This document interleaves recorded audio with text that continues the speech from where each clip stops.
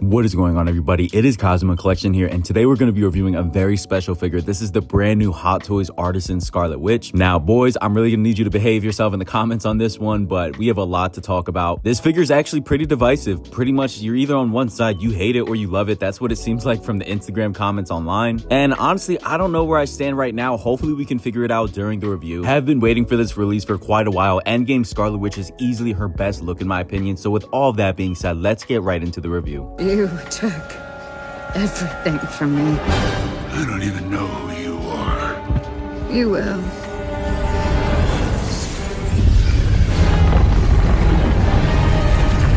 Now, before we get started, I wanted to mention I got my copy of Scarlet Witch from Pop Collectibles at a discount. They actually still have the Artisan and Sculpted version in stock if you want to use my code COSMA for a discount. But with that being said, let's get started with the review. And I gotta say, I really like the box art this time around. It's classy, but it's definitely Endgame style. But you know me, I'm not about to stick around talking about boxes for too long. Let's just get this figure out. Now, if you've never actually owned a Hot Toys Artisan release, they're all laid out like this, the body on the right and the head sculpt on the left. I think it's all right. Personally, I prefer how in-art packages their figures. I think that just looks more premium in my opinion, but you know, this definitely gets the job done. It's just a box. But before we actually get the Artisan head sculpt out, I'm gonna take the figure body itself out. I just want to see the quality and how it feels. I've heard some people saying this is pleather online, and it definitely could be from how it feels. I honestly can't tell. I'm not too good with materials. However, I will say I really dig the proportions. I think all of it is perfectly in scale to the Scarlet Witch. But now it's time to grab that Artisan head sculpt that everybody either love or hates. I'm dying to see this thing for myself because it has been so divisive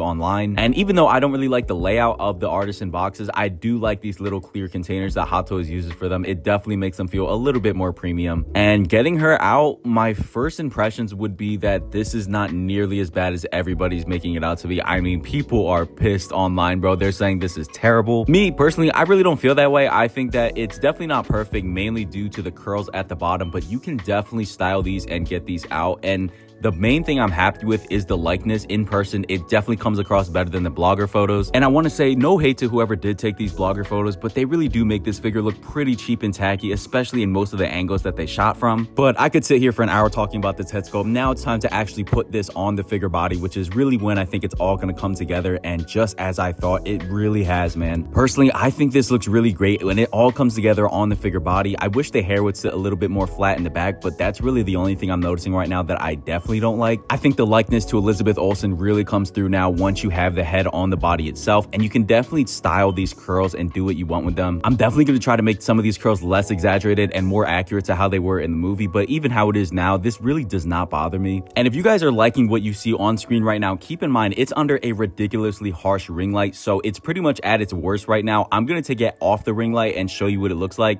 And man, in some natural lighting, I've got to say this thing is pretty impressive in person. Like I said, those eyes, they kind of throw me off a little bit, but everything else I really like. I think when you don't have the ring light blaring on the figure itself, it really stands out. But we're definitely going to talk about that a bit more later. We've got to cover the accessories. Getting started up first is this huge diorama display base. This thing is absolutely sick. It's just filled with details. It's quite heavy as well, and I will say that the paint applications are a little bit soft, unfortunately, but luckily you don't really see them because of all of the red magic fire things going around. It does work via USB-C right in the back. I'm definitely going to have this thing plugged in all the time, but let's actually see what the light up effect looks like. Hopefully it's bright. And oh man, guys, it's definitely better than most of their light up effects. This thing is quite bright. It's gonna light up your collection. I love the LED lights searing through the cracks in the rock. It really makes this thing look a lot more dynamic. Even when I turn up the ring light, you can still tell these things lights are on. That's how you know it's a truly bright light in person. And honestly, this is pretty much the only notable accessory you get with the figure, so you're definitely gonna have to like this thing if you buy the figure. So yeah, I really like it. I'm definitely going to be using it. And like I said, as for other accessories, you don't get much, just these tiny little effect pieces for when she's casting her magic spells. These are cool. I personally would have loved to get some more creative ones like they did with the Multiverse of Madness Scarlet Witch, but you know, I'll definitely take them for what they are. I think these are recasts of the Spider-Man 3 symbiote goo. I could be wrong, but that's what they look like to me. Overall, I think these look pretty similar to how they did in the movie.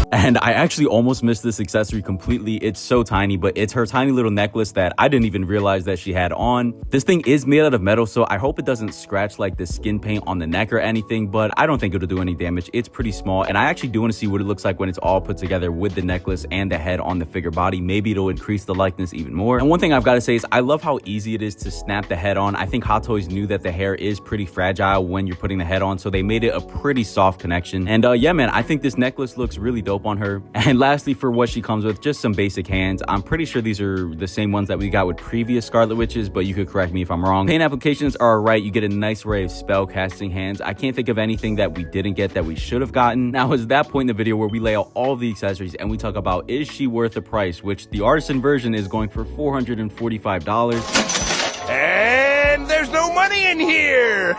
And I'm not gonna lie, you don't get that many accessories, like you really don't. So a lot of the value is going to have to come down to how much you like this rooted hair for the Artisan Scarlet Witch. Could I justify $445? I could if you really did like it. Now, if you wanted to, you could save yourself like $100 and just go with the sculpted option, but I absolutely do not recommend you do that. I'll tell you guys more why later, but yeah, that's just me. And of course, the second value offering here is going to be the diorama. It's really the only notable accessory you get besides the figure itself, and I think it's pretty cool. Would I have liked to see some more for $445? Absolutely, man. I think this is a little bit lacking on Hot Toys' part. Maybe some more effect pieces. There's even some scenes where she lifts some huge pieces of rubble. I think that would have been sick to include with this figure to have in the background floating on the diorama base, but these are just some ideas. Is this thing an awful value? Absolutely not, especially if you do like the Artisan hair. I just think that it's lacking a little bit, but that's just my opinion. Now, before we get into the posing segment of the video, I just want to do one comparison, and that's her compared to Captain America. This should give you a good idea of what her height is. I think it's pretty spot on. Sometimes Hot Toys woman figures are way too small, like they're damn near midgets, so this is definitely a lot more in scale in my opinion. I can definitely see how this works. But now it's time to actually move on to the posing segment of the video, and the first pose is literally nothing. It's just going to be a museum pose. I always start them like this just so you can get an idea of what it would look like in the display.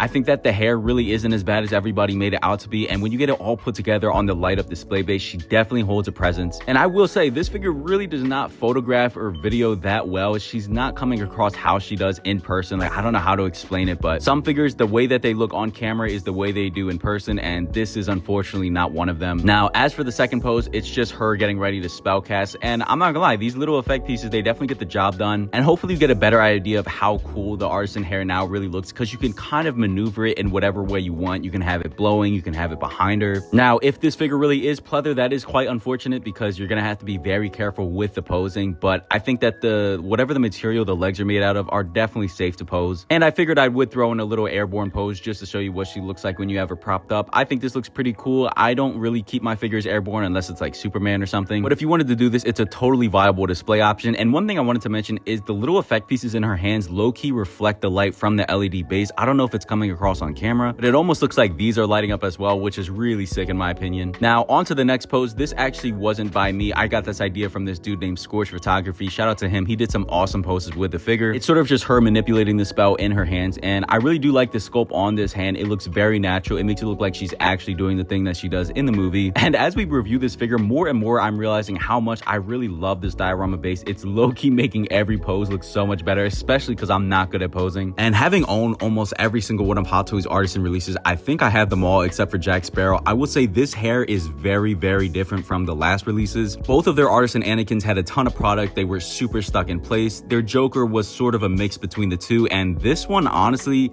it's just no product. Like, you could mess this thing up really easily if you wanted to, so definitely be careful when you're handling it. But the hair does so well in dynamic poses like this, like the way that it just flows naturally. I think this is the standout of the Artisan edition. The poses that you can do look amazing. I think it's amazing that you can turn the head and the hair will kind of just naturally flow and sit wherever it's supposed to. But you know, you do have to take that extra precaution and be careful. But now I want to talk about, should you go for the Artisan or the sculpted edition?